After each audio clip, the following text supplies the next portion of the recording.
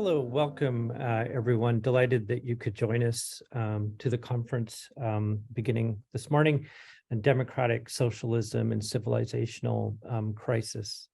I just wanted to begin by recognizing we're on the territories of the Musqueam, Squamish, and the Tsleil-Waututh peoples, and the importance of thinking about colonial histories, but also ongoing processes of colonialism in the state as we work through the weekend.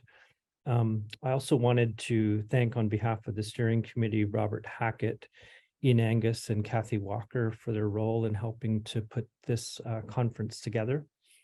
The conference will consider what role democratic socialism could have in addressing our current situation, environmental crisis, climate emergency, pandemics, neo-fascism, unjust and destabilizing inequalities, and the escalating threat of nuclear war pose existential challenges to global civilization. It seems clear that the gaps between party politics, social movements, and intellectual life have widened, and that the political system is not responding adequately. In that light, can the practices and philosophy of democratic socialism offer a way forward? Does the project of democratic socialism require radical renewal if it is to have any relevance today? And how do we address the legacy of colonialism? What could the future of democratic socialism look like? I don't know if we're going to get to any answers around these questions, but we definitely want to kickstart these discussions as a way to also think about future programming and discussions that can emerge from this weekend. Also, this conference is sponsored by the SFU's Institute for the Humanities through the Joanne Brown Symposium on Violence and Its Alternatives Endowment, the SFU Labor Studies Program, and SFU's Vancity Office of Community Engagement. Also wanted to thank Alicia Massey, Aaliyah Barty, and Huyen Pham for their incredible support in making this happen. Before I speak about the panel that's about to happen here, just a reminder that at 2 p.m. There'll be a panel on democratic socialist approaches to the environment, economy, relationship. Tomorrow morning at 10 a.m. Pacific time, facing new realities in an era of crisis and reckoning. And at 2 p.m. Tomorrow, a roundtable on moving forward.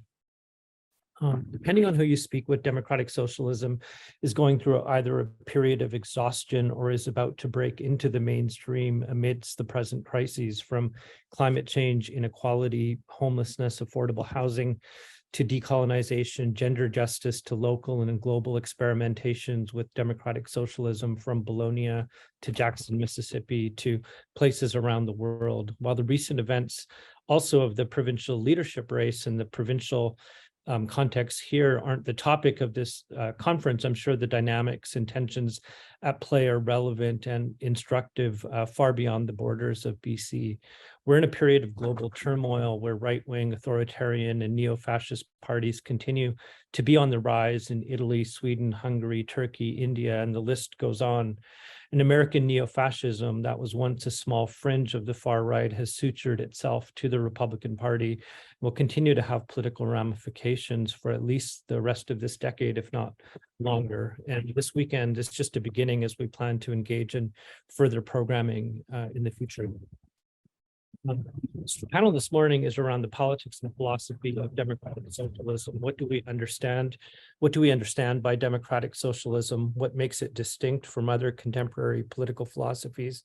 Does it have continued relevance or perhaps a comparative advantage vis-à-vis other ideologies in the context of existential crises for liberal democracy, from ecological decline to right-wing populism?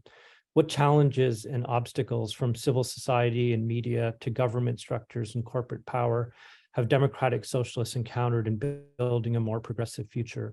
Are there significant blind spots in socialist theory that need to be addressed? With us today are Mary Mellor, Roberta Lexier, Natalie Fenton, and Steve McBride. They're going to be speaking for about 15 minutes each, and then we'll be having a moderated discussion. There's a Q&A function as well, where you'll be able to drop in questions, and we're going to try and get to as many as we can. We have a couple of hours in front of us here. I'll just quickly introduce each of them, but I'm also going to ask them to introduce themselves further before they begin speaking. Mary Mellor is Emeritus Professor at Northumbria University, where she is founding chair of the university's Sustainable Cities Research Institute. Roberta Lexier is an associate professor in the Department of General Education and Department of Humanities at Mount Royal University. Natalie Fenton is a professor of media and communications at Goldsmiths, University of London. And Stephen McBride is Canada Research Chair in Public Policy and Globalization. So I'm going to first ask Mary to begin. Welcome, Mary. Thank you for inviting me to participate. I think this is very timely. Socialism has been rather a hidden philosophy for quite some time. It's been mainly because there are many other axes on which people are finding inequalities and difficulties. In 1992, I published a book, Breaking the Boundaries Towards a Feminist Green Socialism. And my hope was that socialism would become a feminist and green. I don't think it's there yet.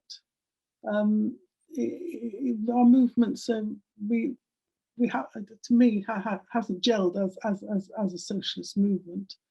And I think that is the problem for that is because the nature of what we're dealing with has become so complex. As you see, the title of my session is, or my talk here, is the blind spot I think we have, which is financial capitalism itself. So I won't go into defining what I mean by democratic socialism because I think at the minimum I would say it was a welfare system that gives people a basic standard of living and services. I think from a feminist perspective, it's got to be take account of the care economy and the divisions, the gender divisions of labour and the unpaid nature of women's work and the lack of awareness of the whole body in our economic and political life, and obviously the green element, the idea of sufficiency. So I've sort of come up with sort of the aim would be a sustainable sufficiency provisioning. I say provisioning rather than economy because lots of what we provide in our society isn't part of the economy, it's unpaid labour. So those are the aim I've got, but where I sort of focus is the transition. What mechanism, what avenue, where should we place our critique? Where should we begin to, or where should we pick up the struggle? I'm not saying we haven't begun the struggle, and I think we need to follow capitalism where it's gone. And while the 19th and 20th century sort of focused quite rightly on the battle between capital and labour in the workplace, it seems to me that capitalism isn't in the workplace as such anymore. It's financialized and it's globalized, and in that sense, it's gone beyond really political control. It's become global, and therefore it's difficult to engage a critique and an aim for a socialization really of the financial system in the way we would look perhaps for a socialization of the productive system. So we know, I mean, I don't need to say to this audience probably what's happened. You summarized it in your opening anyway. But what we've seen is that production has gone global. The control of money, the wealth has gone global. We've got all the offshore tax havens. It seems as if capitalism, the oligarchs are strutting the world. They're flying off into space. They're building mega yachts. So far from the equality and fairness that we look for in socialism, we've got a most distorted society where, and the mechanism that has allowed that distortion really is money, is the way that we financialized, the way that finance has taken over our system. And this has been so dangerous politically, as you also pointed out, because the left behind groups, the alienated groups, are turning towards populism and nationalism rather than to internationalism and socialism, as perhaps we would want them to do. So really, what I've been doing in my work in the last 20 or so years is trying to engage with the current contemporary monetary economic system, which is a monetary system, and trying to understand what makes it tick. Because if we understand what makes it tick, then we have some chance of gaining some political democracy. Because it's all very well having a democracy if you can't control the whole of your economy, which has gone and slipped beyond your use. So what are we battling then? I think from the 1970s, we've been battling a highly ideological capitalist system in neoliberalism, which has thrown away the kind of integration or the collaboration between state and market, say in the New Deal, or under Keynesian philosophy. We have ended up with what I've called a handbag economics. That is the idea that the sole source of money and wealth is the market, and that the state is a burden upon that market.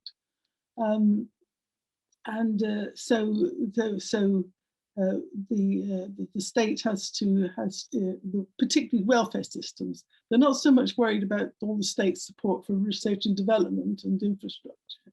They're quite happy with that. The attack they've really got on the state is where socialists would want to be. That is the welfare system, which they by handbag economics, I'm meaning this analogy that's always said about the state. The state is, like a household. It's got to live within its means, which means what the market decides it can have. But there's a catch-22 in this for the state, because the state is told to cut taxes to the wealth-creating sector, otherwise they can't make any money. But obviously, if the state wants to get any money off the market system, it has to increase taxation. But there's a catch-22. You can't increase the taxation because then the market can't make any wealth. So the state can never access the wealth of the market. And there's also all kinds of myths in the neoliberal system. And the main one is about money, is that there's a shortage of money. There isn't enough to go around, and therefore anything the state spends is a loss to the market. And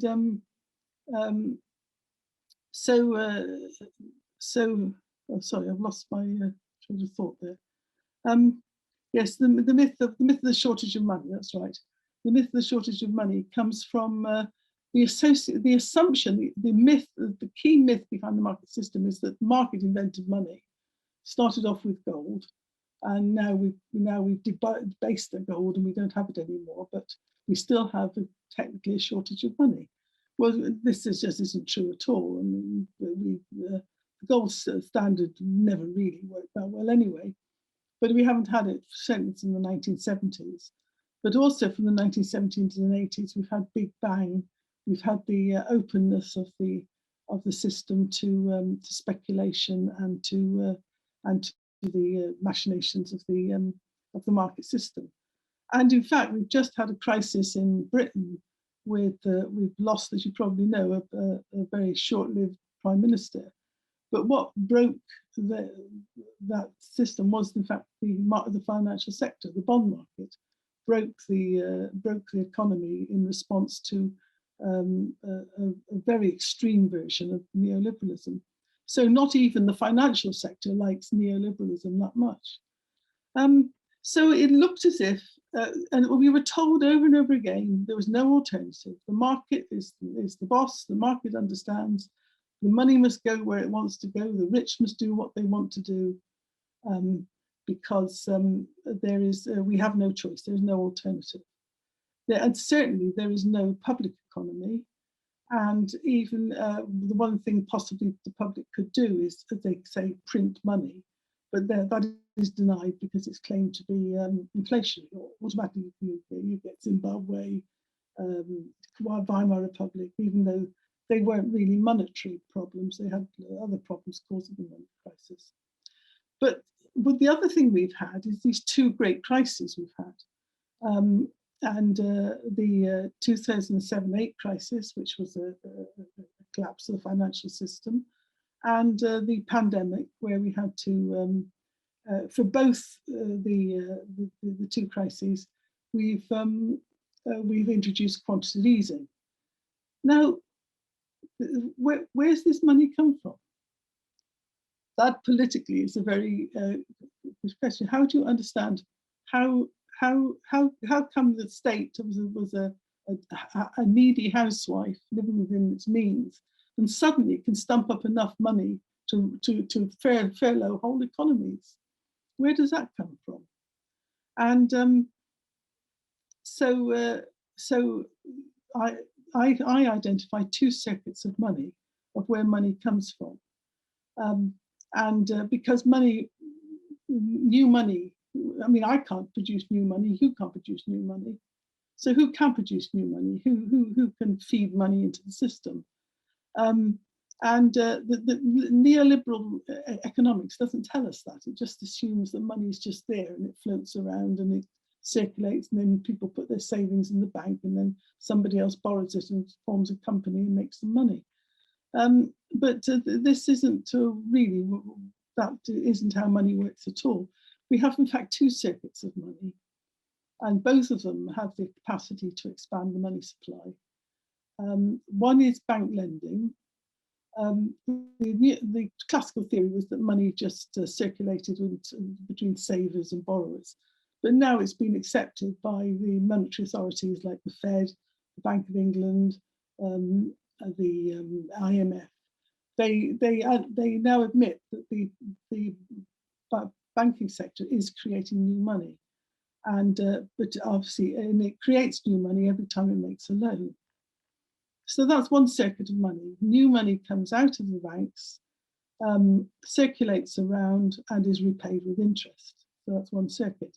But the other circuit, which is a very important one, which is the one we use for every day when we have public expenditure, is that the state itself has the capacity to create money. It's plainly done it through the central banks in the crises, the two crises we've had. But the banks don't issue that. The central bank doesn't issue that money because it's a bank. It issues it because it's part of the state. The central bank is therefore producing public money. My theorization of what is happening is that every time the state spends, they are actually spending new money, and they spend that into the economy when they have quantitative easing, or they have a public budget. And this returns to the state via taxation. So there's a tax and spend circuit, and the assumption of all the textbooks is that it's the taxes, usually assumed to be only on the private sector. They never seem to understand public-based taxes as well. Public sector pays taxes, so the private taxpayer funds the welfare state, and the taxpayer can't afford it. They're hard pressed, and their money's being taken out of their pocket. But it goes quite the other way around. That in fact the state is continually putting money into the money supply and continually taking it out as it taxes. So there's those two circuits. Now, we politically, we only acknowledge at the moment the private sector for as a source of new money. The theory doesn't allow that the state is producing money as well in its own circuit. But there's a real problem with the money supply based on bank debt. And this is that, as we saw in 2007-8, if your money supply depends on bank lending, then if the banks cease to lend or people cease to borrow, your money supply dries up, which is what happened in the 2007-8. And the state had to step in and authorize it. It does it through the central bank, but this is really just smoke and mirrors. And the trouble with having your debt supply, your money supply based on debt, is first of all, it's crisis ridden, because as I said, if people don't borrow money, there is no money in the system. But it's socially very divisive, because plainly poor people cannot access new money because they can't access loans. They're excluded. And there is no political, since Big Bang, when they liberated the financial markets, there's no political prioritization of what the money is lent for. And so what we've seen is, in this sense, it is right that creation of money causes inflation, because what we've seen is the inflating of the financial sector. So it's become totally bloated, and financial assets have shot up. And if you look at the global wealth, and you look at global debt, private sector debt against global wealth, about 3/4 of global wealth is still mired in debt. And the debt of governments, which is what politically we are always told the government shouldn't spend, is remarkably low compared with private debt. So the debt, the crisis, the monetary crisis, has been a private sector debt crisis.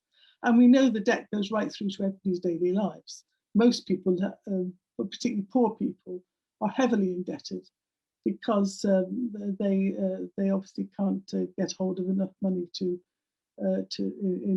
their earnings, etc. So what we have then is a monetary system. Where does money come from? Is there a shortage of money? No, there's no shortage of money, because money is just it's bank accounts, it's paper, it's coins, but there's no limit to that. How much you produce, particularly when it's electronic. We can, it's a political decision. It's a technical decision how much money there is. So money isn't. There's no natural limit to money, although obviously there are economic limits to money. There's no natural limits, and therefore we should have a politics of money, which is who creates money, how does it enter the system, and who can access it. And at the moment, it's being sucked out by the very rich and accumulating, as we've saw with oligarchs and the rest. It's beyond the control of the public sector. So what would I look for in a future socialist money system? I think, first of all, I would emphasize the fact that the state can create money, and demonstrably can, in these crises. And the most important thing about publicly created money is it doesn't come necessarily as loans. It can be spent into the society and to meet social need. So we should have a money system which is not exercised by greed, but by need, so that our decision about how money is created and who takes priority in the money, whether it's the social economy, public, or the private economy, it needs to be politically determined. So I've been arguing that what we need to make this democratic socialism, which is first of all to recognize that money is a public asset, is an asset to society, but it's a public asset, and therefore we should put it to public causes first. At the moment, the capitalist system wants it to run through the capitalist sector, and if we can get hold of it, we can tax it back to the public sector. It seems to me that what we should do is meet social needs first, and then let the money flow from the production of the meeting of social needs into the market sector. I'm not saying we should do away with the market sector, but the market sector should fill the gaps, as it were, that the state doesn't do, or the more commercial elements, and and that the control over the flow of money between the state system and the private system should be regulated by taxation. So tax becomes a monetary instrument to manage the money supply. This would mean, so the balance, we're told about money systems that you can't have public expenditure because this will end up with deficits, and the deficit must be borrowed from the private sector, and this accumulates as the national debt. So the monetary system of modern capitalism, as it's developed, has developed a national debt for the state to the private sector, whereas in fact the private sector actually needs the state's capacity to create and spend in order that it has a source of access, particularly to pay back its debts, particularly pay back debts with interest. So you don't need to balance the public budget between taxing and spending, because that can be adjusted. What you need to be careful of is the balance between the state economy and the public economy and the market economy. That does need to be in balance, otherwise you will get inflation. What else would I recommend? I'm just coming to a close now, it's probably gone far too long. Banking, we have to stop the banks creating the money supply on request, because at the moment it's going alarmingly into speculative investments. There's huge amounts of borrowing out of the licensed banks, which are guaranteed by the state, and which is feeding a speculative fever in the financial markets, and that has got to be tamed. Banking should be utility banking. It should be for social need. The banks shouldn't be creating new money just according to individual requests, as it were. We should clamp heavily down on speculation. We should stop this high density trading. We should stop the funding from the banks for the speculative trading. We should stop the rapid turnover, this high frequency trading. We should say that shares should be held for a certain length of time rather than being flipped continually. And also, it should be illegal to gamble on shares in which you have no connection to the real economy. So the idea of just as we've seen, the froth, get rid of the froth on the market. And if there's any residual stuff, I think it should be taxed as gambling. If there's no real goods and services at the heart of what the financial sector is doing, then it's gambling. I'll leave it at that, because I have got theories about what we should do about the international inequality and the problem with strong and weak currencies, and the need to have much more control over the interaction between the states and state economies with weak and stronger monetary states. But so to summarize, what I'm arguing is that if we want a socialist change, we want a socialist transition, and unless we understand the financial system, where money comes from, how money is circulated, who controls it, who owns the process, and unless we put in the social and political and democratic control of these systems, then we won't be able to make the transition. So it's hard work actually understanding the money system. It does your head in, but it needs to be done, because otherwise finance capitalism has got beyond the ability to have any coherent social change. Thank you so much, Mary. Thank you. I'm going to ask Roberta to come next. Please welcome Roberta Lexier. Yeah, okay, great. Thanks. Okay, so as Em said, I'm Roberta Lexier, and I'm coming today from Mount Royal University in Calgary, Alberta. And I want to acknowledge before I start that I'm coming from Treaty 7 territory.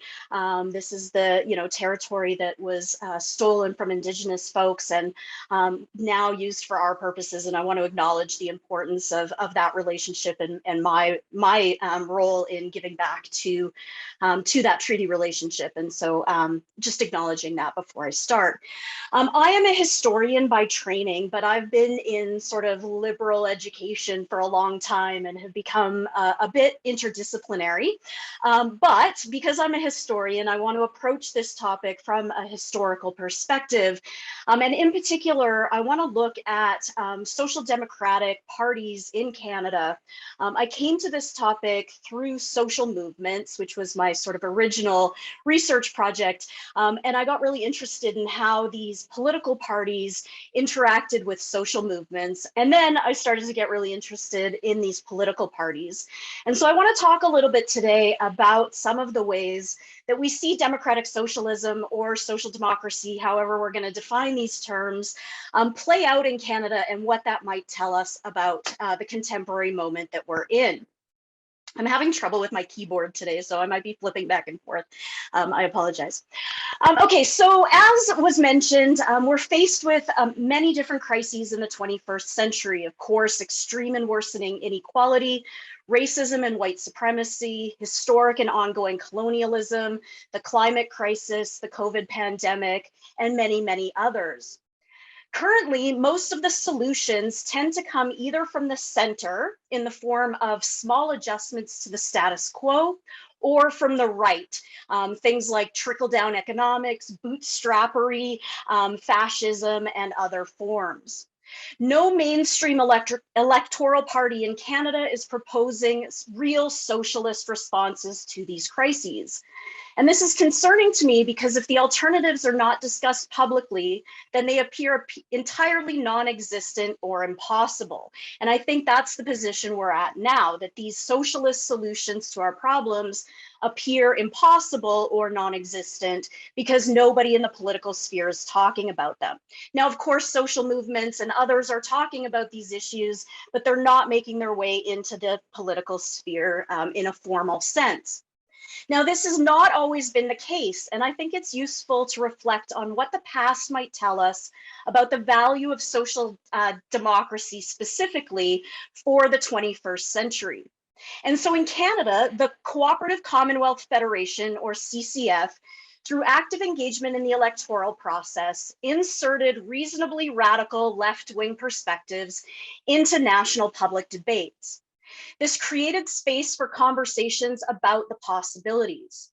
And I think their influence is often underappreciated, in part because of what followed. And I'll talk a little bit about that as well.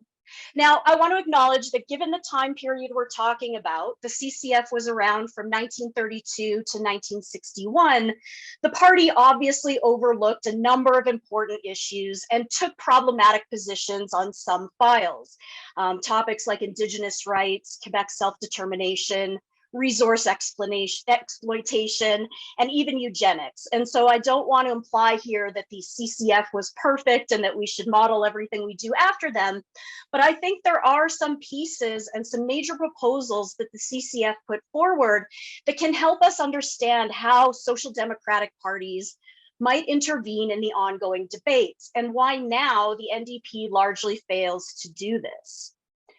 And so I'm going to really quickly say that in simplest terms, socialism critiques the inequality and injustice inherent in the capitalist system and is committed to the creation of a society based on equality, solidarity, cooperation, and community. The debates and divisions within socialism often arise over the particulars and perhaps more importantly, the path to this ideal end. So democratic socialism then emphasizes the importance of democracy to this process. As Sean Good says, it's about, quote, deepening democracy where it exists and introducing democracy where it is absent. Now, social democracy, which is my focus here, is a bit tricky. It's hard to fit in necessarily to our discussions of socialism because social democrats accept that existing liberal democratic institutions are the primary route through which to implement changes. In general, this means an unconditional acceptance of the idea of parliamentary democracy and a belief that inequalities and injustices can be rectified through economic and social intervention in the existing system. Revolution, then, is not a necessary precondition for socialism. Their opponents would insist that these structures, these liberal democratic structures, have been created by capitalists for their purposes and therefore can never be used to implement socialism. But my argument here is that even if it's ultimately limited, social democrats can help insert perspectives in the public discourse and as a result make potentially revolutionary alternatives appear possible. So I want to start then with, this is where I'm going to get into trouble with my screen issues here. So I want to start with the Cooperative Commonwealth Federation, the CCF. Now, the CCF formed at the height of the Great Depression as an alliance between farmers, workers, intellectuals, religious activists, and others. And it embodied from the beginning social democratic positions. The overall goal was to build a democratic electoral party representing the masses that could take control of the levers of power from the elite and implement policies to ensure a high standard of living for all Canadians. So the Regina Manifesto, which is the founding declaration of the party in 1933, was explicitly socialist and explicitly social democratic. So they say, for instance, we do not believe in change by violence.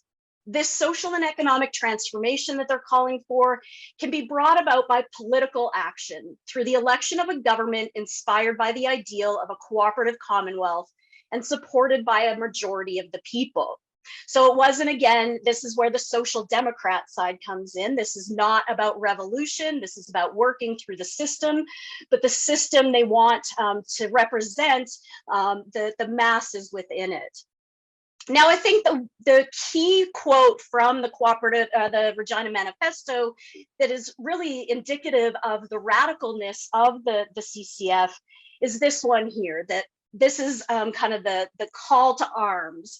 We aim to replace the present capitalist system with its inherent injustice and inhumanity by a social order from which the domination and exploitation of one class by another will be eliminated, in which economic planning will supersede unregulated private enterprise and competition, and in which genuine democratic self-government based upon economic equality will be possible. No CCF government will rest content until it has eradicated capitalism and put into operation the full program of socialized planning, which will lead to the establishment in Canada of the Cooperative Commonwealth Federation, or a cooperative commonwealth. So that they say as well, finally, the principle regulating production, distribution, and exchange will be the supplying of human needs and not the making of profits.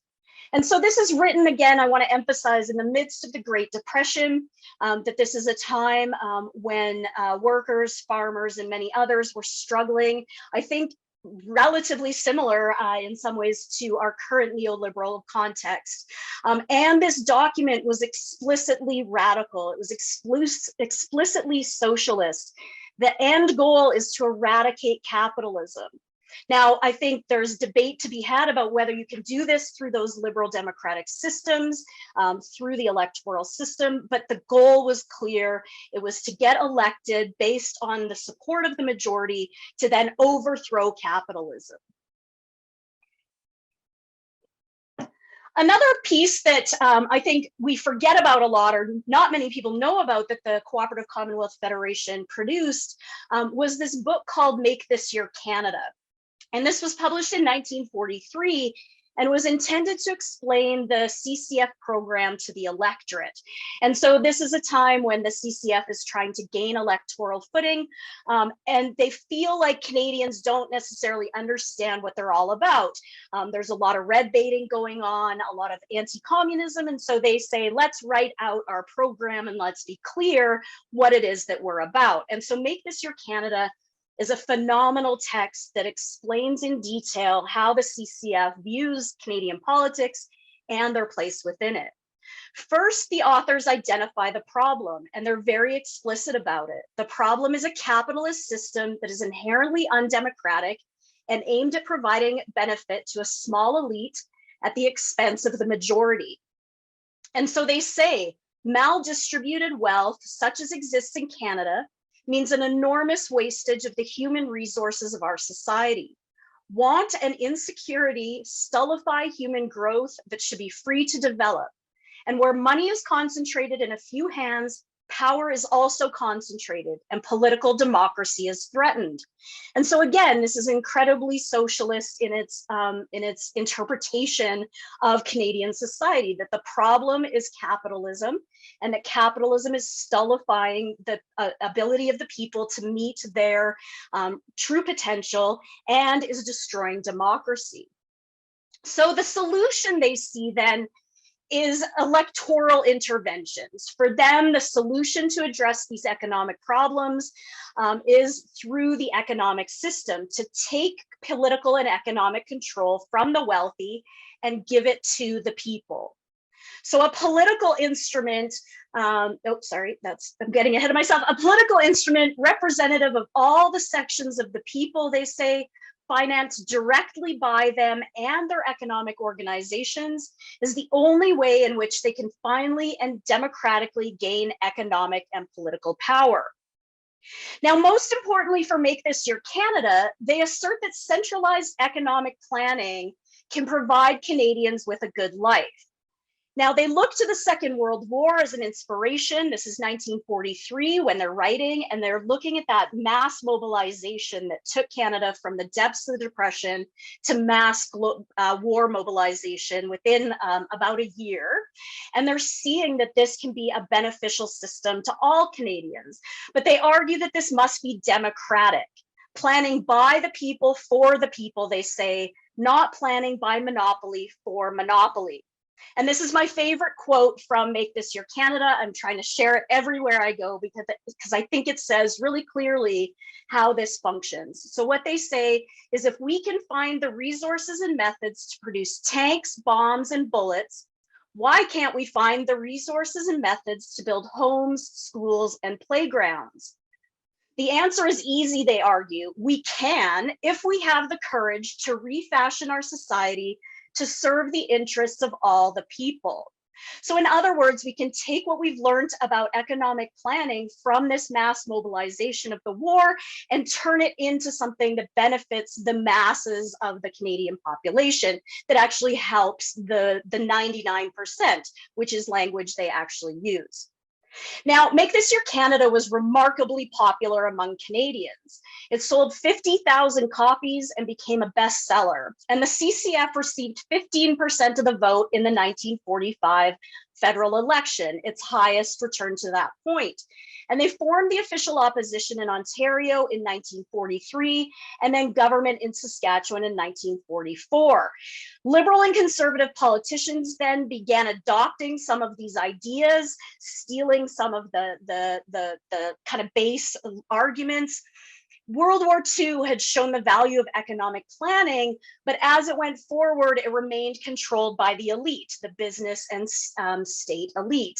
And so we start to see the emergence of some social programs, but not a real redistribution of the goods and services. Now, by the 1950s, the CCF is struggling electorally, largely because of post-war prosperity and Cold War anti-communist campaigns. And so they began to seek distance from the radical Regina Manifesto and adapt to the new economic and political reality of the period. A major step was the Winnipeg Declaration of 1956, which David Lewis, the architect of this new party that comes to emerge, is to, quote, rethink and restate democratic socialist principles in search of more relevant goals and methods. So he insists it's not a repudiation of the founding values of the party. But the NDP, as it becomes formed from this merger between the Cooperative Commonwealth Federation and the newly formed Canadian Labour Congress, does not bring forward or does not continue those strong socialist statements that had come in the Regina Manifesto and in Make This Your Canada. So instead of saying that they will not rest until capitalism is eradicated, instead they say private property and corporate power must be subordinated to social planning and designed to achieve equality of opportunity and the highest possible living standards for Canada. So it wasn't about replacing capitalism anymore. It becomes about adjusting the system to make it a little bit less difficult for Canadians. Now, I do want to mention one campaign that I think is worth talking about because it does bring forward some of these issues and might be an inspiration going forward. And this is the 1972 federal election corporate welfare bums campaign. At this time, leader David Lewis would roll up outside the gates of major multinational corporations or in towns and cities with deep connections to a specific industry and identify and to name and shame dozens of what he called corporate welfare bums and the, quote, vast network of corporate welfare that existed. This includes grants, loans, subsidies, and tax breaks, which he said acts as, quote, income distribution in reverse from the working people to the corporations. So the purpose here was to demonstrate that taxation policy and government budgeting more broadly, while opaque to the vast majority of Canadians, could nevertheless be understood as a series of choices intended to serve particular interests and goals. And so he says every tax dollar that isn't collected from those who can afford it is collected from those who cannot afford it. The working man, this is written in 1972, cannot afford to subsidize the profits of corporations and carry the tax burden that the rich have evaded. In addition, Lewis lamented that, quote, social welfare legislation has been subjected to the most critical scrutiny as to its costs, benefits, and consequences, and has been consistently targeted for cuts, while the attention of Canadians has been deflected from any examination of the corporate welfare state. The government whines, he said, that it cannot give realistic pensions, build more homes, raise wages of federal employees, and provide better medical services because the money for these things must come out of someone's pocket. Well, let me recommend a few pockets. So like Make This Your Canada, this actually proved incredibly successful for the party. The NDP won more seats than it ever had in that 1972 election, and it used its position in the resulting minority Liberal government to push for tax reform, Petro-Canada, and other programs. Now, today we are faced with these huge problems that we mentioned at the beginning of this. Similar problems, I would argue, that the CCF was faced with during the Depression, and as things were starting to change in the 1970s, the NDP was sort of struggling with. Now, interestingly, I think it's important to comment on the fact that these are incredibly popular programs among Canadians. A poll shows that a majority of Canadians have a positive view of socialism. Another poll says a majority of Canadians support a Green New Deal, which is basically economic planning in order to manage a crisis. And a majority of Canadians support a wealth tax and would be willing to support such a thing. Unfortunately, no political party is offering these as part of their program or platform. And instead, the only options on the table are coming from the right. So we're seeing the rise of right-wing, potentially fascist politicians instead of those who would support actually popular progressive policies. Now, social democracy may be limited in its effectiveness. In other words, it's restricted by the structures of the state. But social democratic parties are nevertheless important because they help insert socialist principles into national and global debates and open the range of alternatives much further than seemingly available. Without this intervention, the remaining possibilities are bound to serve the elite, not the masses, and will continue these crises for the foreseeable future. Thanks very much. Thanks so much, Roberta. I'm going to ask Natalie Fenton to join us next, and a special thank you for her joining us all the way from London, where we're breaking into her happy hour time on a Friday night in London. Welcome. Yeah, if I do get a gin and tonic brought to me, don't think badly of me while I'm in this session. It's Friday night. But thank you very much to the organisers for putting together what it looks like an incredible conference, and what a great time to be having it. I, of course, am coming to you from the very calm and stable political shores of the UK, where, you know, these questions couldn't be more pertinent and couldn't seem further away, I have to say as well. So, you know, this is a really important conversation. My own background is in the scholarship of media and communication studies, and I'm also what I would term a media activist in that space.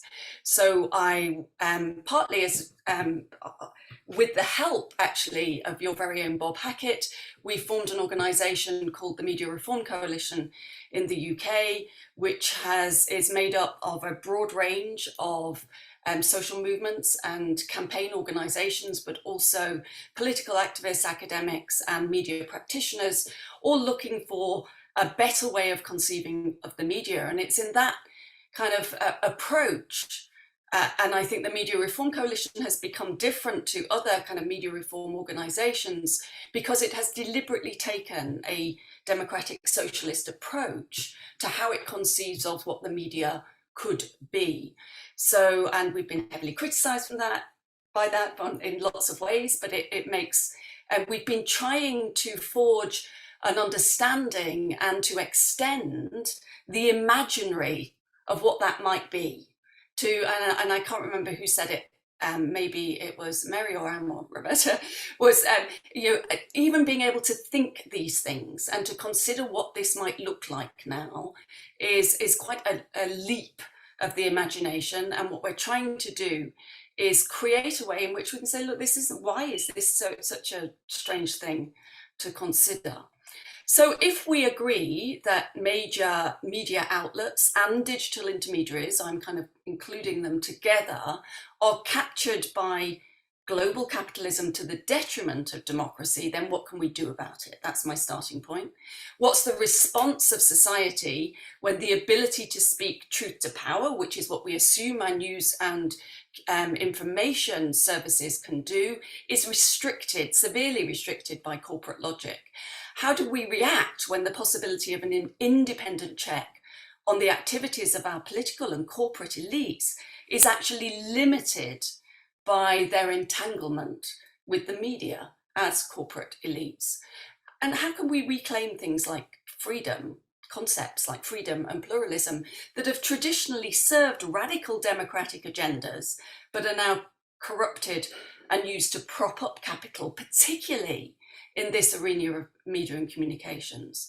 And then finally, which occupies much of our time and conversation, how do you build a movement and a media based on a wholly different democratic socialist approach to communication?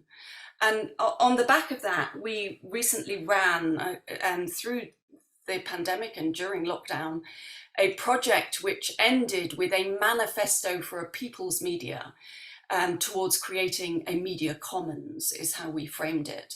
And I'm going to kind of talk through some of the steps that led us to that, and how we sketched that out, and how we're trying to now get other people talking about that and thinking about the media in these terms.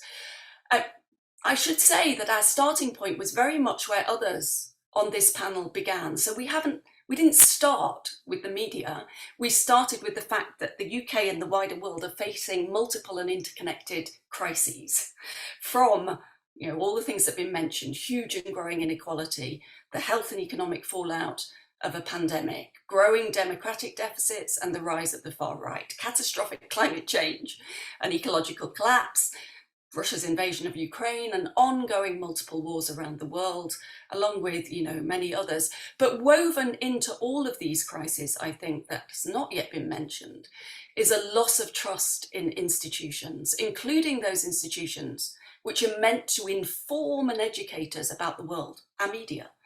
And the arenas, these are the arenas that create knowledge and understanding of all of those crises that we've just referred to. So they're crucial, they hold a crucial symbolic power. And there's a large, I'm bound to say this as a media and communication scholar, aren't I? But I think if we don't fix that, we're going to really struggle to get hold of any type of kind of democratic socialist agenda through. And I think, or to get any sense of what that alternative to where we are now could be.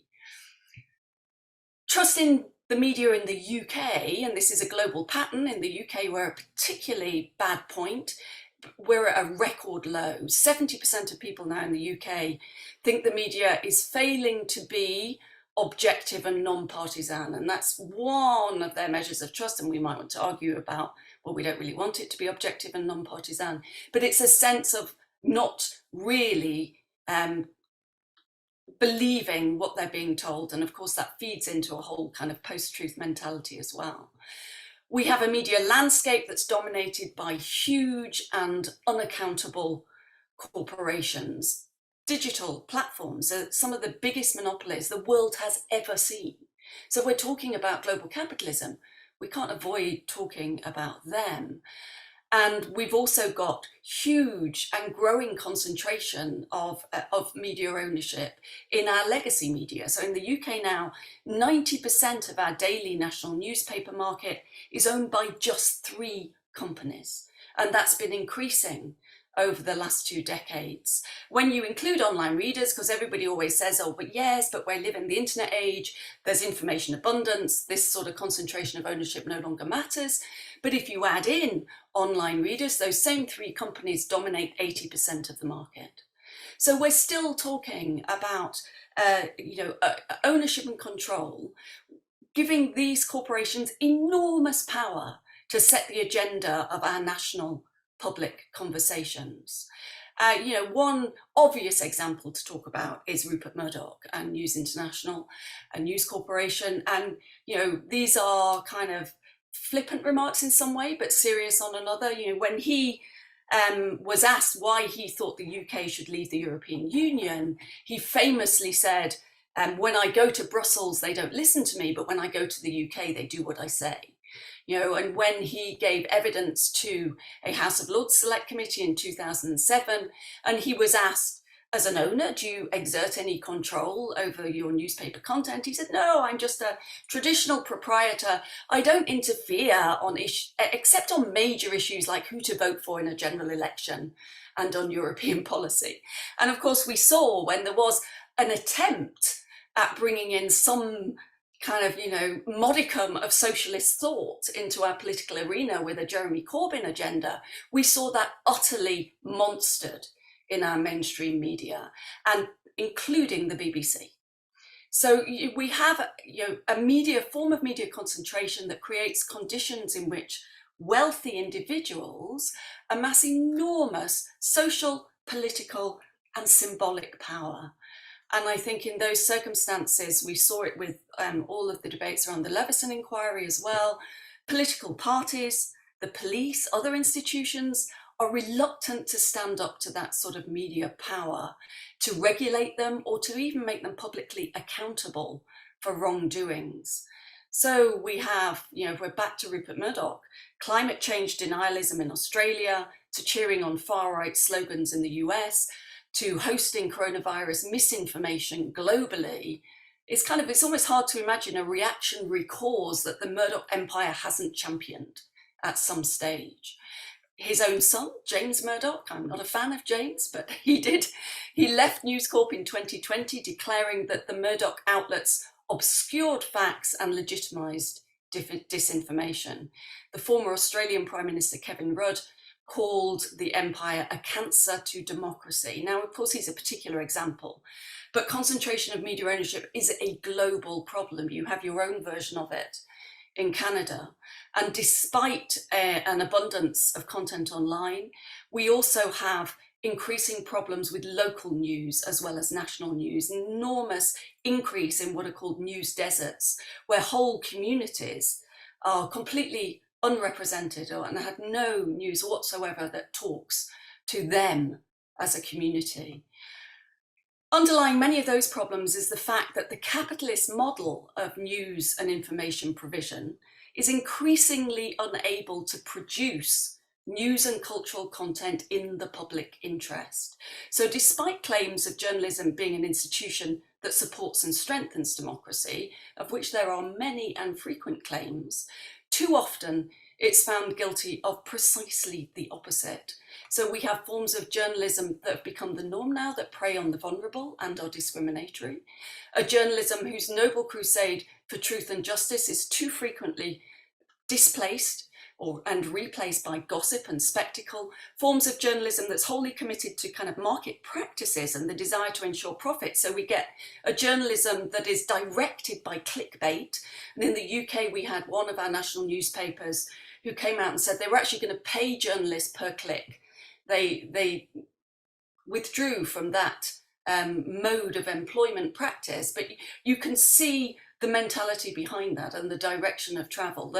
The mainstream corporate news, commercial news organizations have their eyes entirely on, advertising revenue and clickbait, rather than those very difficult practices, of course, that are involved in kind of, free expression, political participation, and democratic renewal.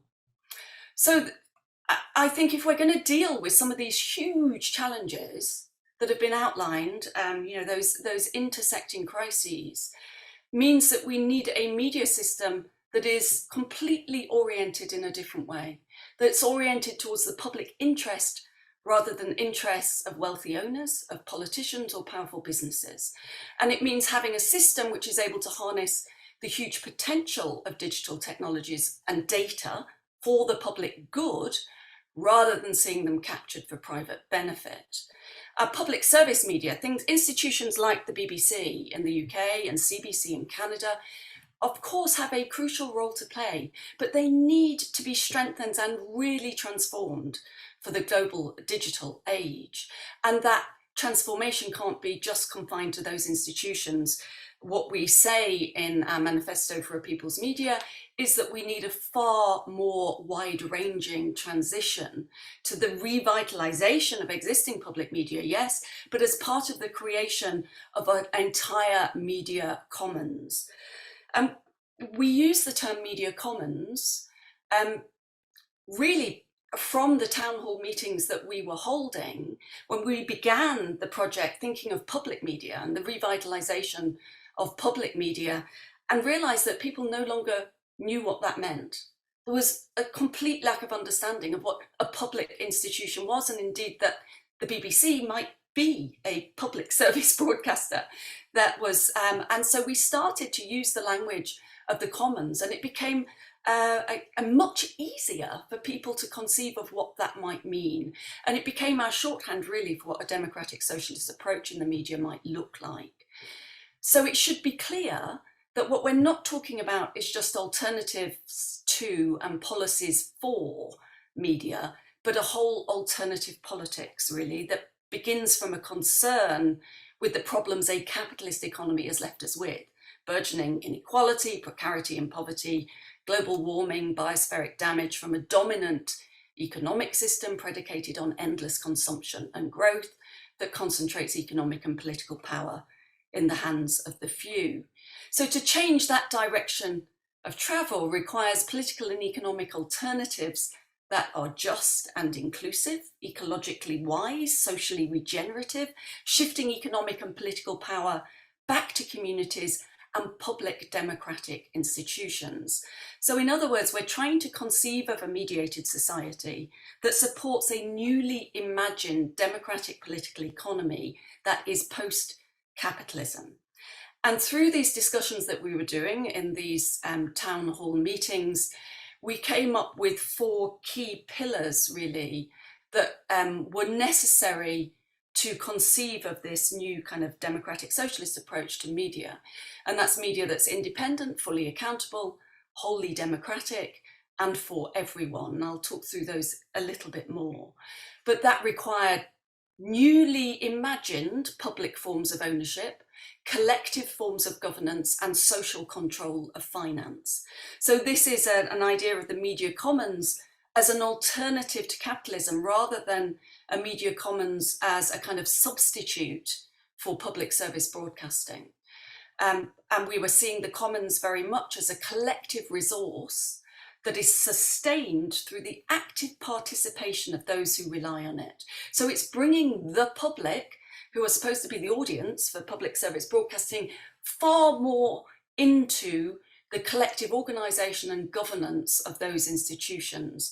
It would be funded by significant new public investment, recognising that a commercial model of media leads to unaccountable monopolies and exacerbates inequalities and can't provide a journalistic and cultural content that democracy, a functioning democracy, requires.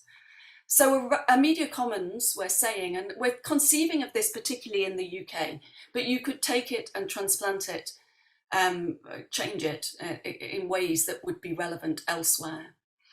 So we are arguing for a radically transformed public service broadcasting that is far more democratic, devolved, and participatory.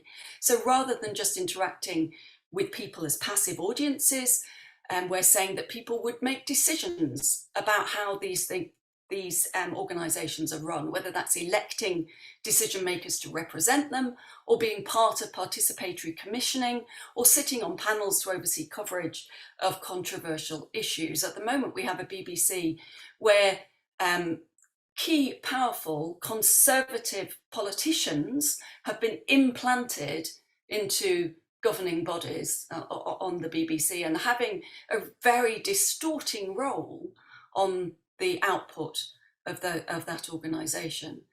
We would also need to see something like a British digital cooperative, and you'll notice I'm not calling it a British digital corporation, but coming back to some of the things Roberta was talking about, we're thinking of these through the lens of cooperativism, which could be established to develop a national scale digital infrastructure. And many scholars now are talking about what a digital commons could look like and what it would be, and talking about a public digital infrastructure to support that. Most recently, James Muldoon has spoken about platform socialism and what that could look like. And so we're thinking through and building on those ideas.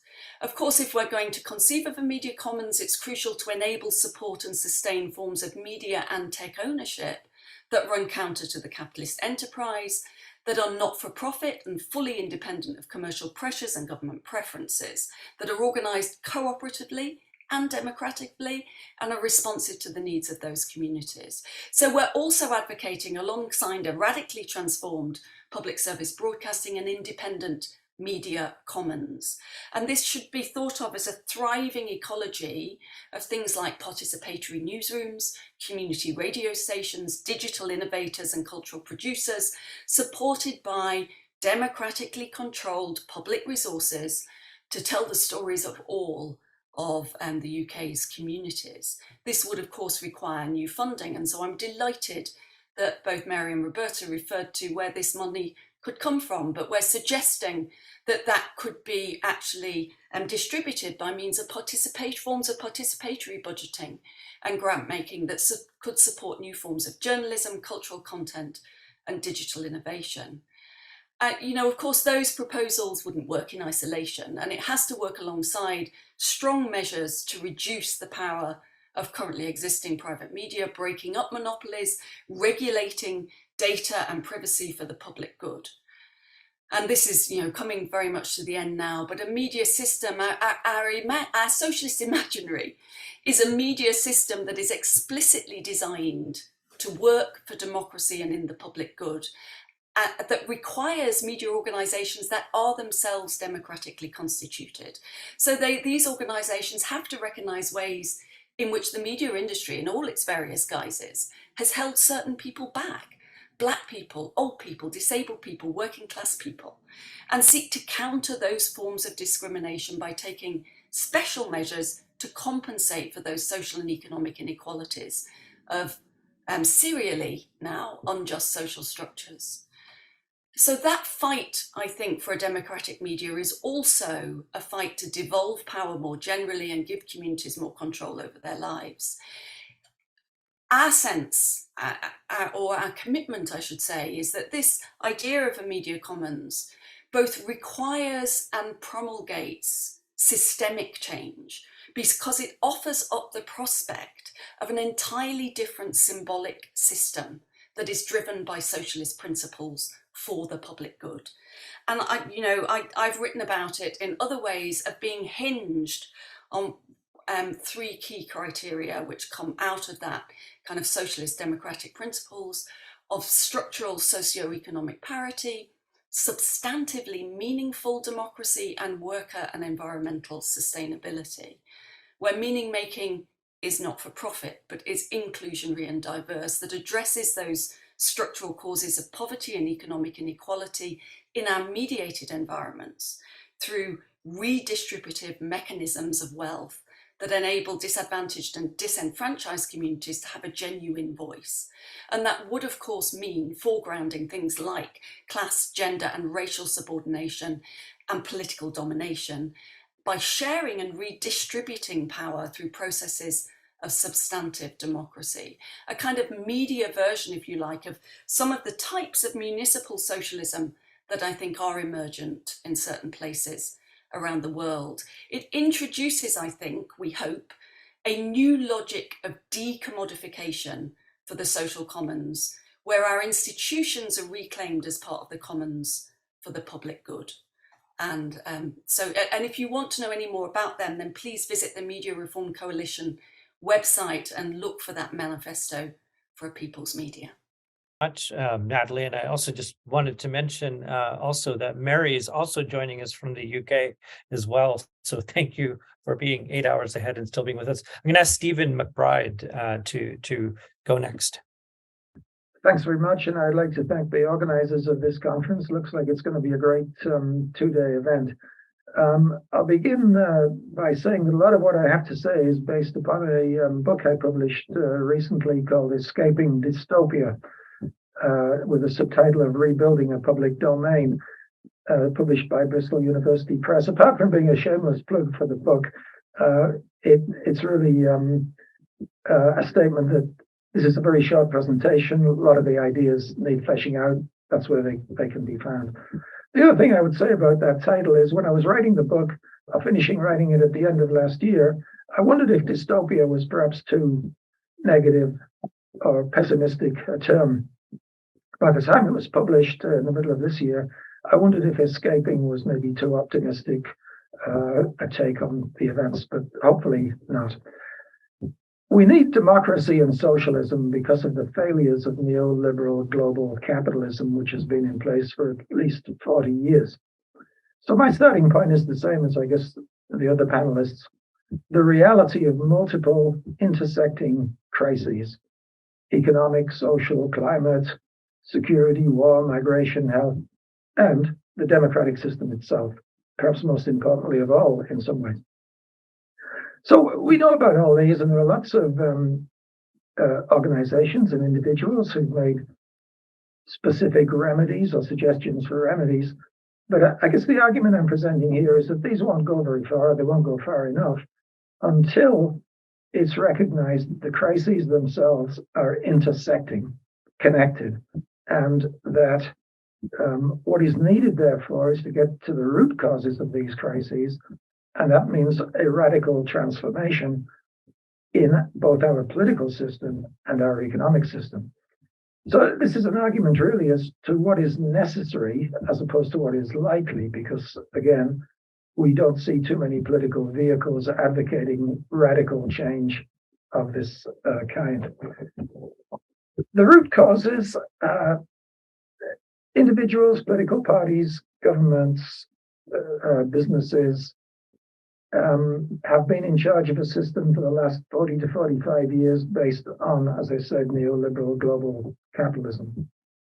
That's long enough to be held accountable for its failures, and the failures of those crises, which I just mentioned and which other people just mentioned as well.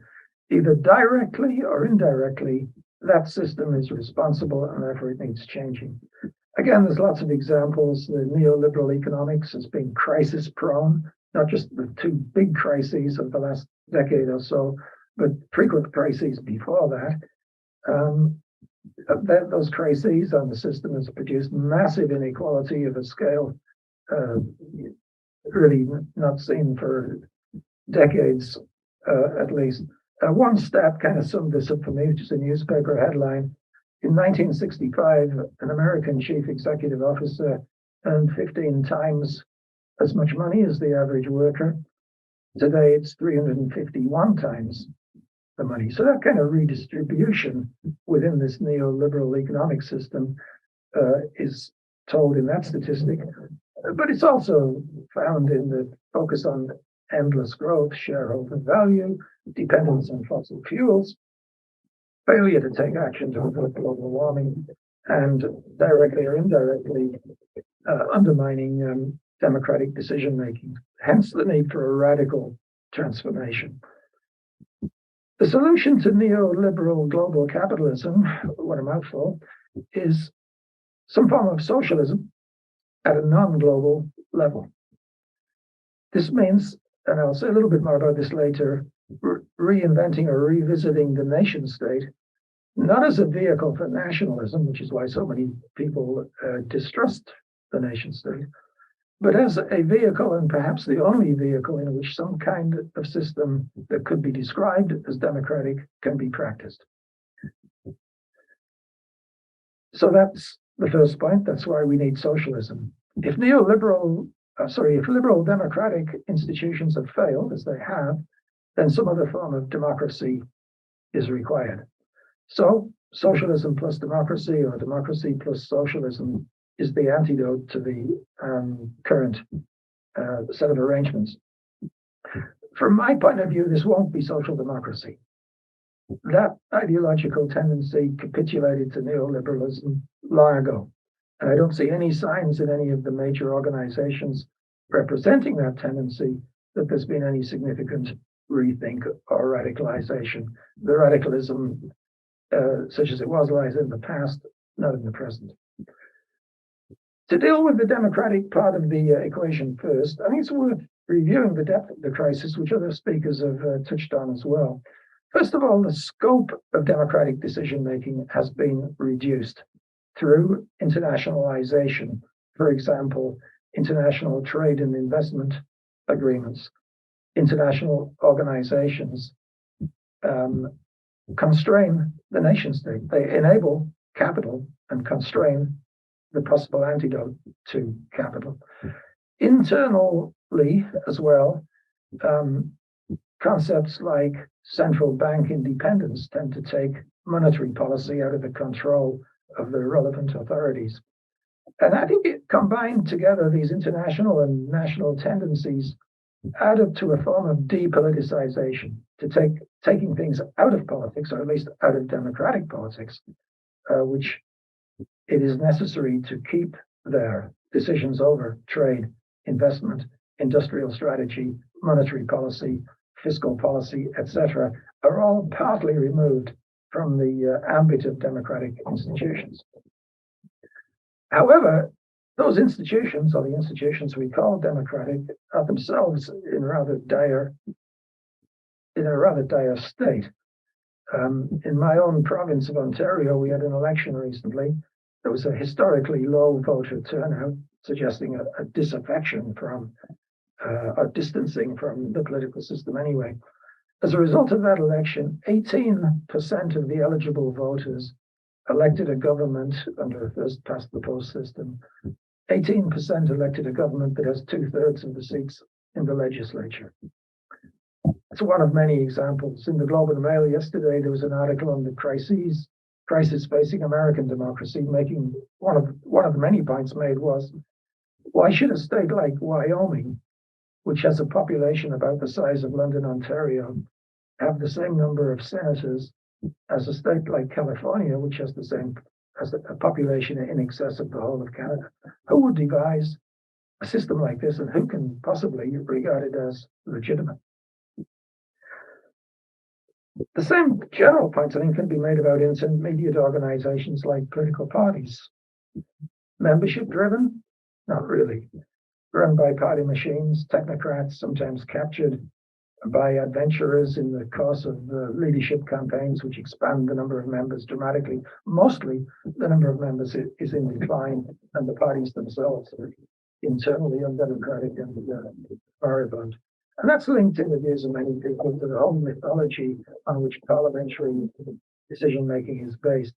It's based on local representation, which, moderated by party discipline, means really, for most people, no representation at all. A political scientist called Peter Mellor described this as the void between the leaders and the led, that there's no effective representation or accountability mechanisms supplied in the parliamentary system. And the results we can see have already been alluded to. Trust and confidence are low. Again, from that article yesterday, how many Americans today have confidence in Congress? The answer, apparently, 7% expressed confidence. And the same thing can be found in multiple opinion polls about multiple institutions, actually. And I won't attempt to summarize those polls. Apart from lack of trust, one of the effects is that kind of disaffection, low voter turnout. We also see the rise of right-wing populism. I think most of the people at this conference will probably agree that the right-wing populists have got things almost completely wrong. But I think one thing they haven't got wrong, and which resonates with people far beyond their own ranks, is this notion that the elites are disconnected from and unresponsive to the population that they supposedly represent. So we need new forms of democracy, and I would argue new forms of representation and accountability. If the effect of the existing system has been to depoliticize decision-making, it needs to be repoliticized, and that means, I think, at two levels. One is transferring some powers back to the nation state, which have been lost for the reasons I mentioned earlier, and reconfiguring the international order. The rules-based international order that we have privileges capital and constrains the nation state. To loosen that, disentangle it, I think would be an important contribution to achieving both democracy and socialism. And one important starting point, I read a book recently on trade wars, which made an interesting point, and it's in the way that an international order might be reconceptualized. The point was that an international order is not just about a relationship between states, it's a relationship between social classes. If I can give a quotation from it, it said, "Trade war is often presented as a conflict between countries. It is not. It is mainly a conflict between bankers and owners of financial assets on the one side and ordinary households on the other." And I think this kind of beginning, combined with a disentangling from the existing international order, would be a useful starting point. As far as representation and accountability go, if the existing system in which we all live in constituencies, mostly not natural communities, mostly just lines drawn upon a map, and we're supposed to be geographically represented by this means, although the representatives we elect are subject to party discipline, and therefore it's a very artificial notion of representation. If not that, then what? And again, I don't presume to solve the problem. I just put forward an idea for alternative modes of representation and accountability, which would be more, which would provide better opportunities for most people in the current system to be represented and to have the sense that their governments are accountable to them. So this kind of builds upon some existing, but extends existing social dialogue, social partnership kinds of arrangements.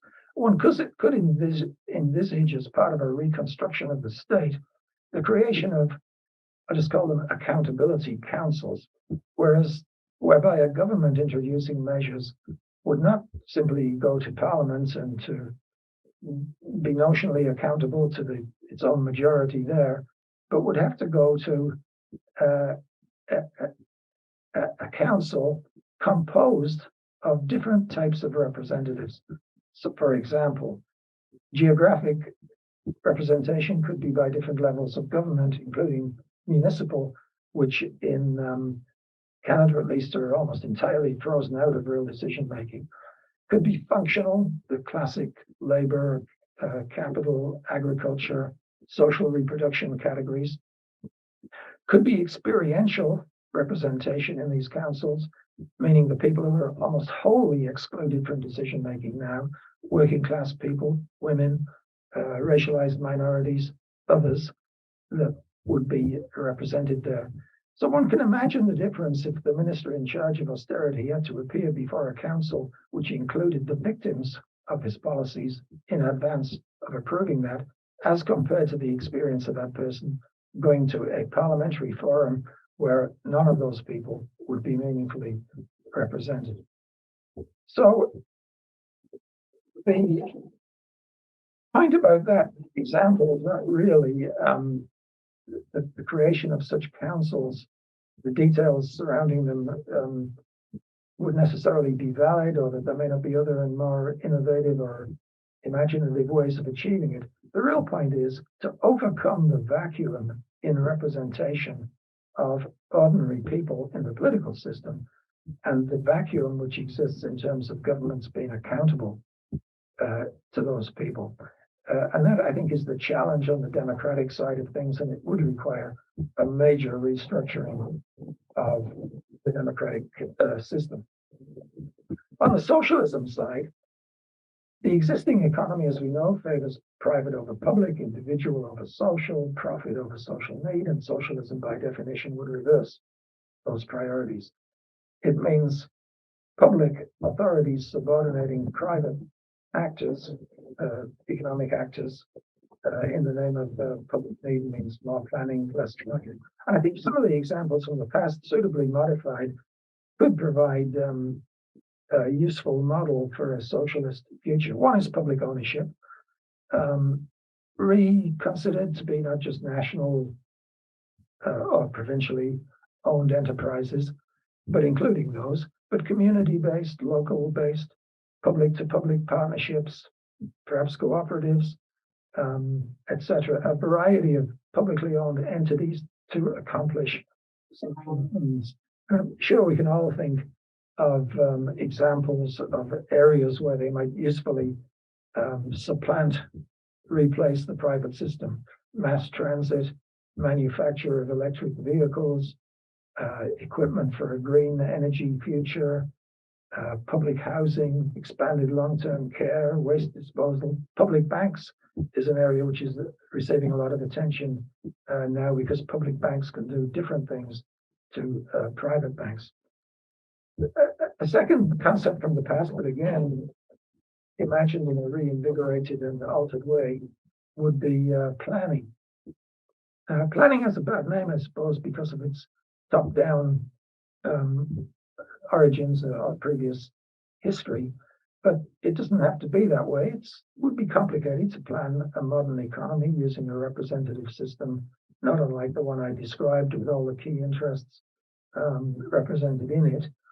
But it's not impossible, conceived of as a sort of negotiated coordination of the economy between key actors.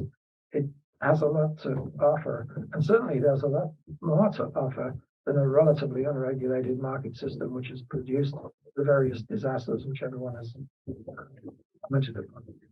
So, democratic participation is a key element of this. And again, the details at this point in time are probably less important than the concept that needs to be reasserted in the public domain. So that brings me to the end, which is where I began: democracy plus socialism. Can we get there? Well, I've nicely timed this so that I don't have time to answer the question. So I'll simply pose another one. Can we get there? What is the future like unless we do get there or somewhere approximating that destination. Thank you very much. Questions that have been put into the chat, but I'll just kick off the discussion. We have about a half an hour left here with a question. A number of you spoke about the kind of structural challenges that work against democratic socialism, from the economy, media, state, political culture. And I'm wondering, are there some signs of facts on the ground or places where things are more advanced that we can draw inspiration from? And I say that only in the sense that in order to sustain movements and political ideas, we need to look to places where there are real examples or advancements being made. And I'm wondering if each of you could just comment on what are some places that we can look to see where real experiments are happening on the ground. Any of you wanted to jump in there? Why don't we start with you, Mary, if you have anything to say to that question?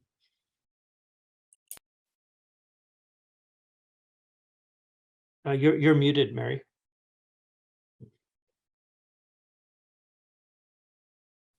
Sorry about that. Yes, there's lots of experiments with money, local money schemes and local currencies. And I think they're good in familiarizing people with how you get a money system going and how you circulate it.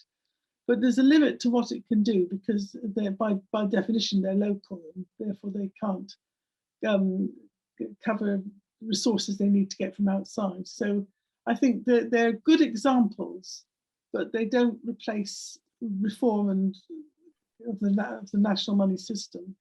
On the other side, I think there's lots and lots of ideas now and analyses of how money and finance works. And I think there's enough material around for us to give us the information we need to construct a socialist money system. And I think, so I'm hopeful. I know it's difficult, and I know that most people shy off anything to do with money because they find it it is, like I said before, it is hard. But I think there's lots of ideas around, and there's lots of practical experiments around. And I think we need to kind of pull this together and get ourselves, like I say, a socialized money system. Thanks. Roberta, did you want to jump in? Yeah, I mean, I'm a historian, so I tend to live in the past more than the present. But that said, I'm also an activist and all those things. And so, it's tricky for me in some ways, because I'm talking about social democracy, and I don't even necessarily know if I believe in social democracy. I don't know that I'm convinced that the existing political, economic, electoral system is the place for change. What I think is important is making sure that those conversations, those possibilities are available in the public sphere. And I think there are some good examples of that happening, whether it's, the Democratic Socialists of America, Momentum in the UK, although lots of difficulties there. But I think also in the global South, for instance, we see lots of political parties, electoral machines, really trying to embrace this kind of democratic socialist perspective. And then as a social movement scholar, it's, that's where a lot of these ideas and these opinions are coming forward. Like, I think it's fascinating that, even though we don't have anybody talking necessarily about corporate taxes and about economic planning, these are still incredibly popular programs. So obviously it's getting around. It just needs to be more focused and centralized, or not centralized, more focused and more, overt, I think. Great, thank you. Natalie? Yeah, in the world of media, there's actually been a kind of real growth in media cooperatives around the globe of late. And one very good example of a local newspaper actually in the UK is called the Bristol Cable, which set up as a news cooperative. It is funded by subscriptions on a very low and sliding scale. So I think the highest is £2.50 a month. So it is very inclusive. Those people become members of that newspaper. They then have regular meetings. Those meetings are hugely well attended and really vibrant.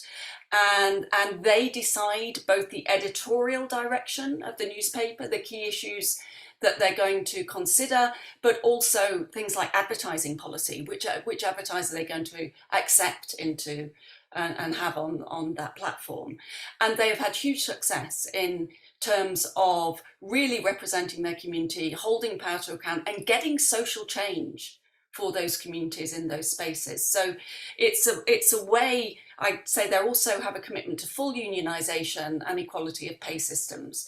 So they are training journalists. They have an active training programme for journalists who have been underrepresented and excluded from doing journalism, because it's very highly recognised that in the UK, certainly in national newspaper journalism, it's quite an elite profession still, not so on the local, but they are actively working to ensure that they are recognising discrimination and trying to counter it.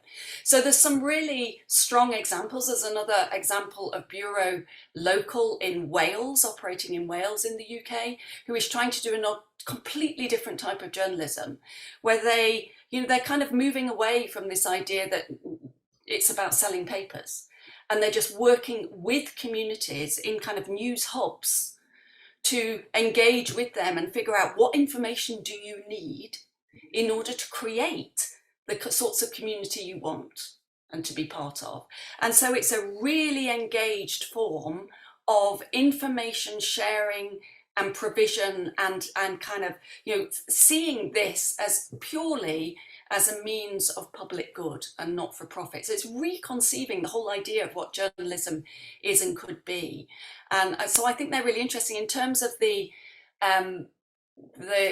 movement around tech and platforms. We're also seeing, again, some kind of attempts at more cooperative platforms.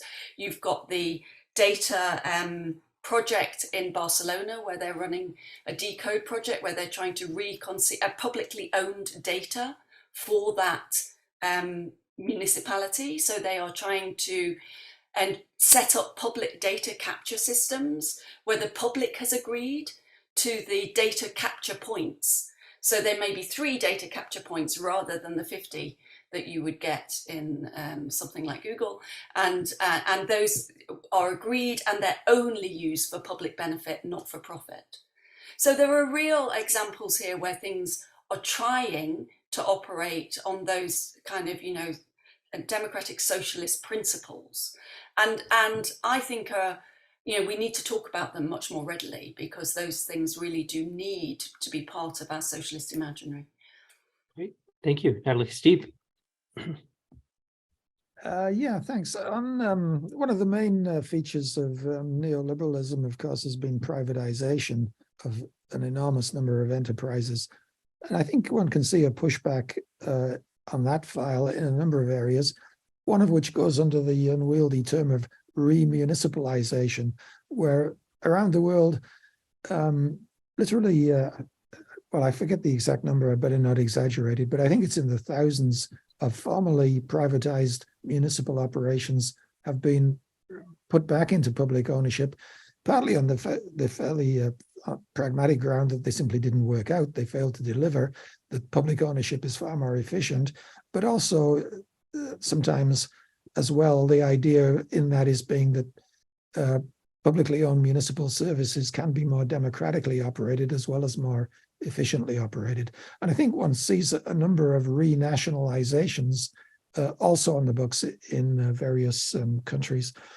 2 other things I just would mention is I think the increased attention given to public banks, of which there are an enormous number around the world, depending exactly how you define a bank, and the mandates under which those banks operate is an avenue for future development.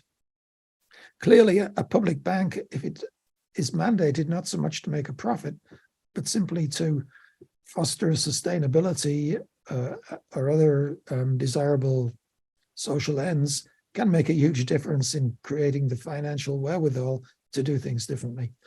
The other point I'd make, although I'm not sure exactly what weight to put on it, is the narrative around the public and private sector. I think the dominant narrative has been challenged, partly as a result of crises. Who stepped in at the time of the global financial crisis?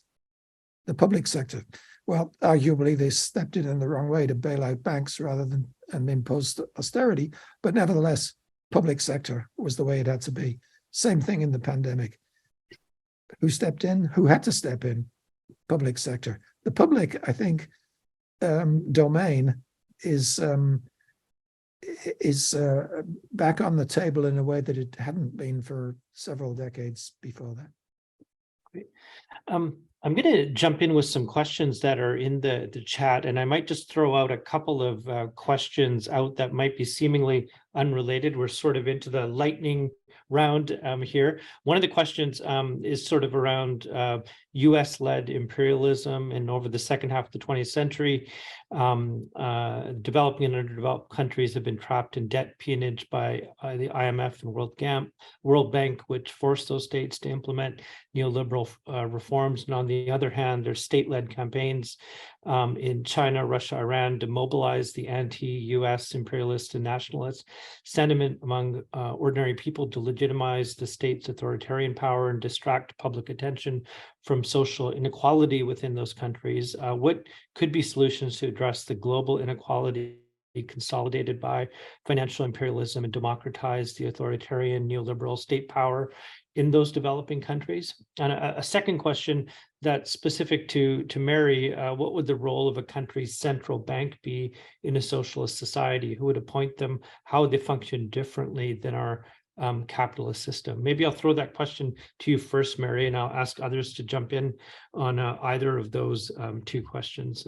Mary, around the role of a central bank in a democratic socialist context. Yes, I think just to make clear that what I'm saying about how the money system works and changing the way we see it and the role of central banks, this isn't to say this is how it should be. It's to say what I'm trying to say. A lot of what I'm saying is that this is how it does work, and we reinterpret it. So the central bank is presented as part of the banking sector, whereas in fact it's a part of the state. And Alistair Darling, who was in the 2007-8 crisis, when the Bank of England wanted to start the process of QE, which became known as QE, he had to get the permission of Alistair Darling as the Treasurer, as the Chancellor of the Exchequer.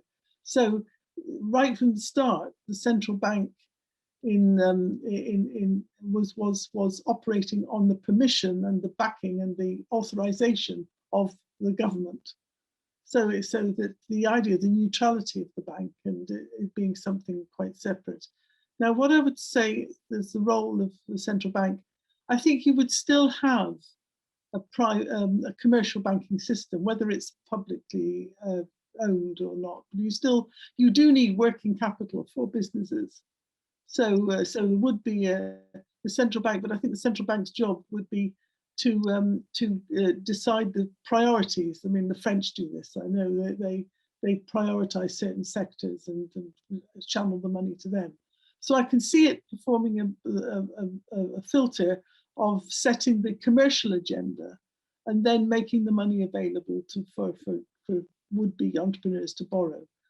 The central bank already is the bank for the state, and I think it would be overtly creating money according to participatory budgeting, which is what we would want, is that the needs for investment would be set. Now, so the task of the central bank is to distribute that money to whom it, who's allocated money under that budget.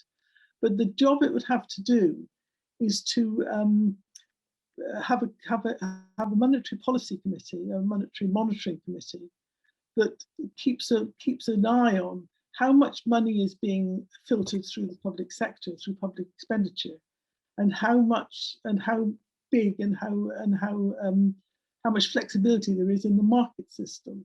So the job of the central bank would be to tell the state how much money it needs to retrieve in taxation to balance, to avoid inflation in the market sector. So it would have that monitoring job, which is a technical job.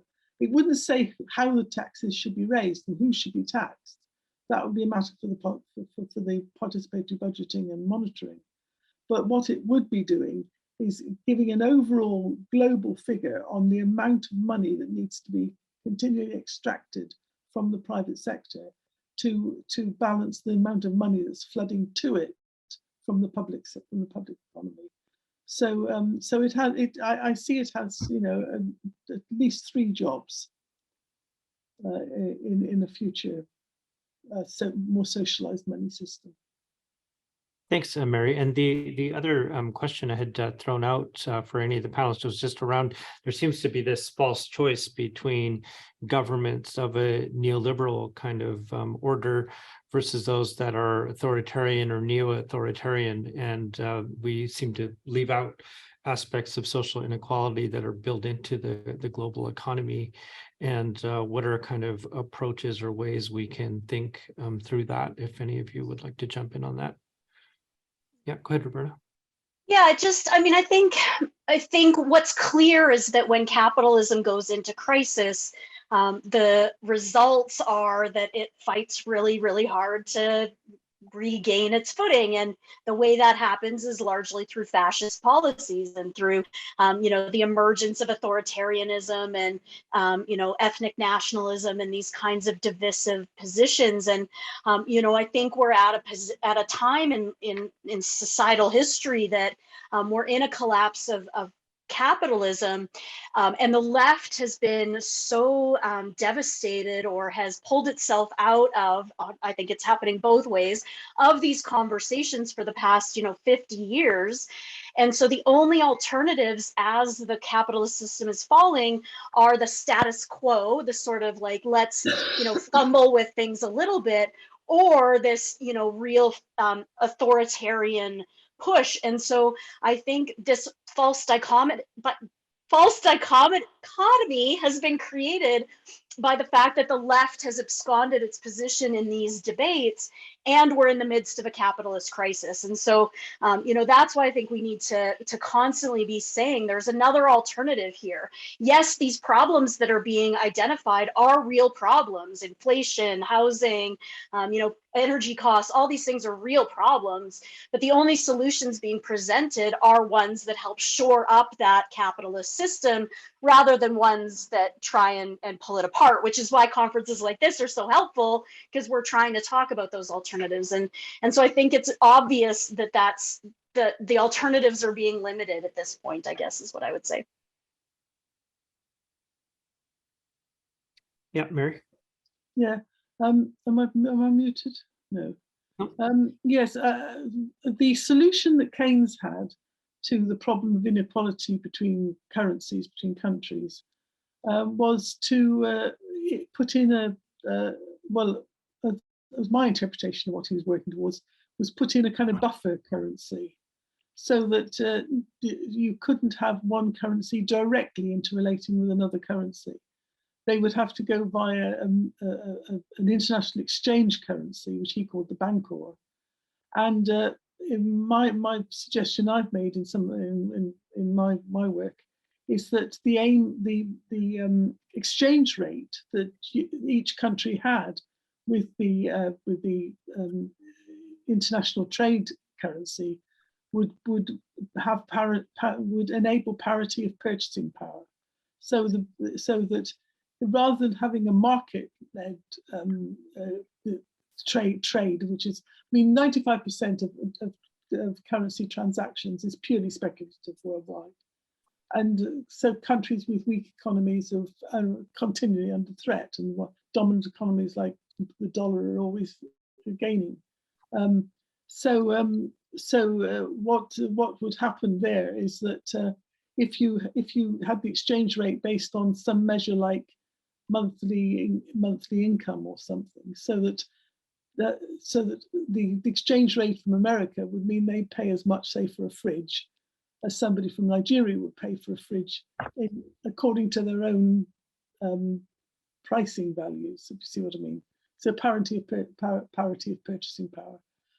So there's there are ideas about how you can give more autonomy I don't think that answers that other question on where's China as opposed to where's America. I'll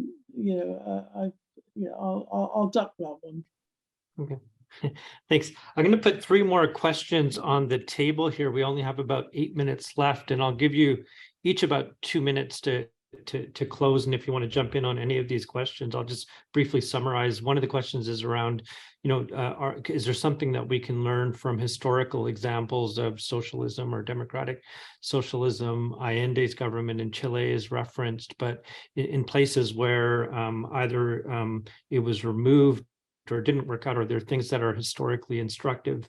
There's a question around media concentration in Canada and the challenges that poses.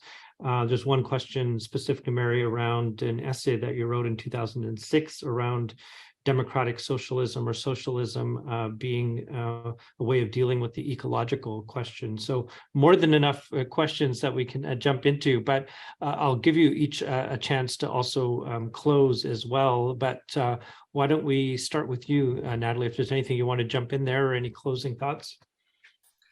Yeah, I mean, I do think that there are, not thinking of historical examples, the case of Chile right now is super interesting, right? That is going on there, I think we should be paying really close attention to. And I think the ways in which their new constitution, the People's Constitution, is being undermined, and the global powers that are trying to, kind of rubbish the attempts here at doing something really fascinating is incredible. And in Chile, they have a ridiculously concentrated media where the 2 newspapers that dominate that media scene are really set the entire agenda and have driven a complete neoliberal narrative for the last decade. And what's interesting is they still had the movements and the social movements from below, which have established this, I think, a shift in direction. It's not gone quite the way they want it to, but we're not going to go back. Chile is not going to go back to where it was before. So I do think that's really fascinating. I think it tells us something, it goes back to something, I remember another question that was talking about Iran and China is like, actually, partly I do think this is about social movements from below. We're talking about what we can do in terms of global capitalism. I think all of that starts with grassroots politics and social movements on the ground. Look at the women's uprising in Iran right now.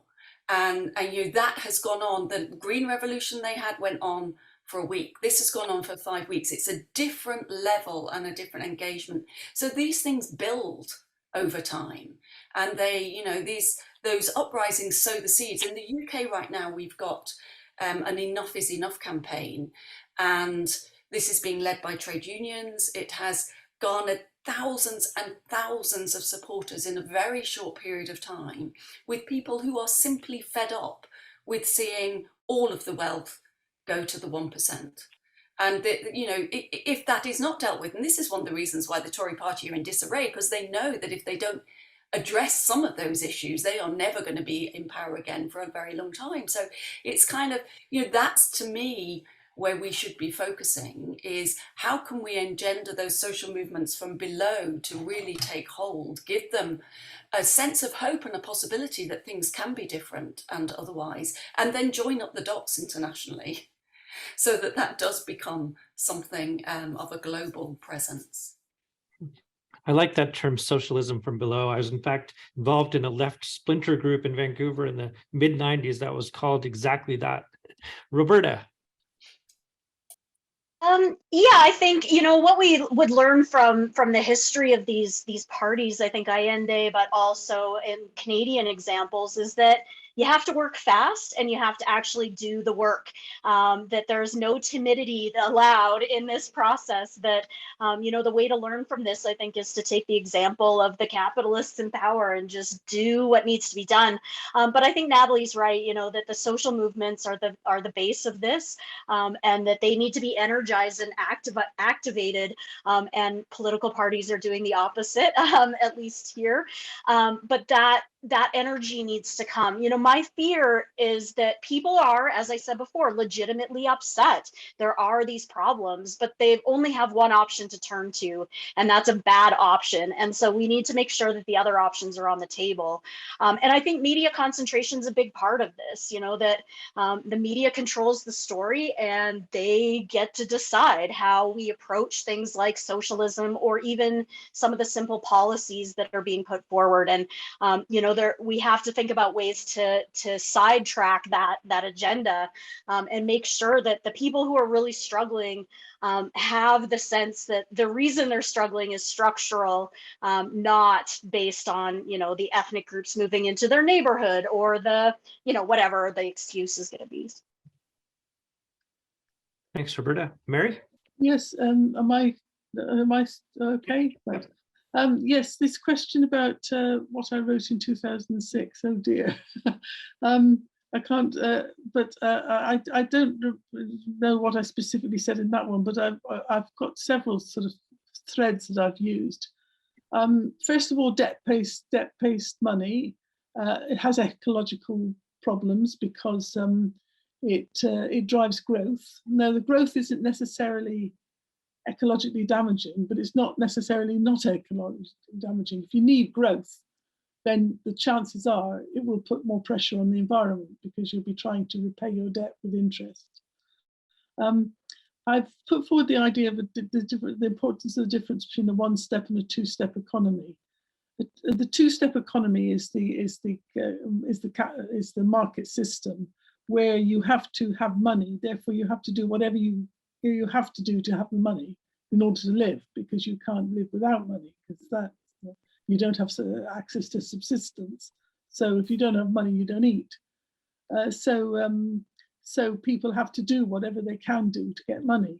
Where that's a two-step economy, because you do something to get money. But to me, a sustainable economy would be one where the work you do is related to what you need, not personally, but to general social needs, so that we do the work that is necessary for us to do, and not unnecessary work just to get the money. So the quality of what you're doing becomes important. I've also put forward the idea of an income for nature, that when we're doing our participatory budgeting, we should budget on behalf of nature to provide an income for people who would otherwise have to tear down the trees or whatever, or to give them the money to look after the trees, as an example. I also take from feminism the concept of integrating the whole body, the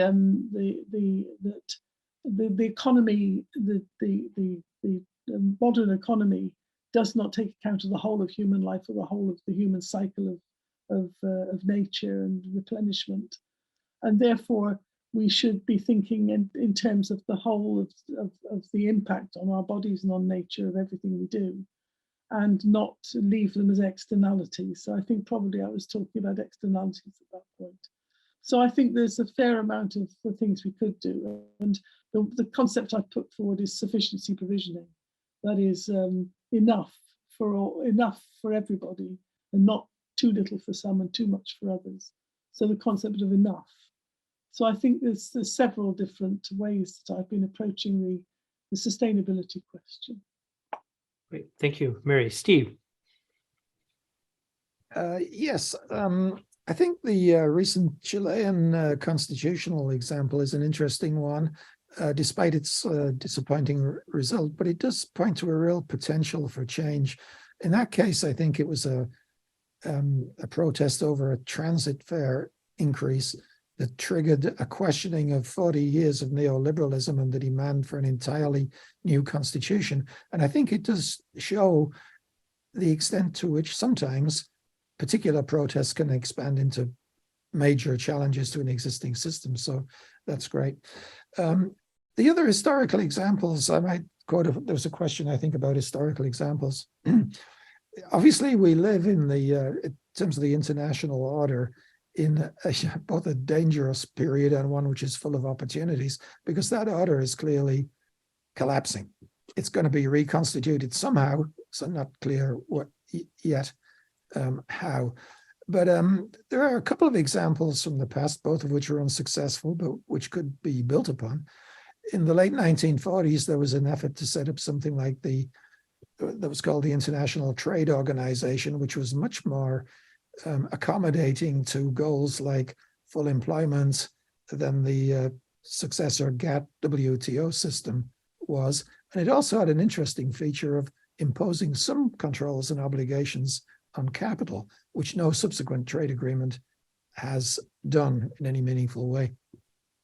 The other one is the challenge, and it's replicated to some extent in contemporary developments, the attempt in the 70s and 80s by the developing countries to set up what they called a new international economic order, which was going to be a much fairer order for them, less hierarchical, less dominated by the West as the current order is.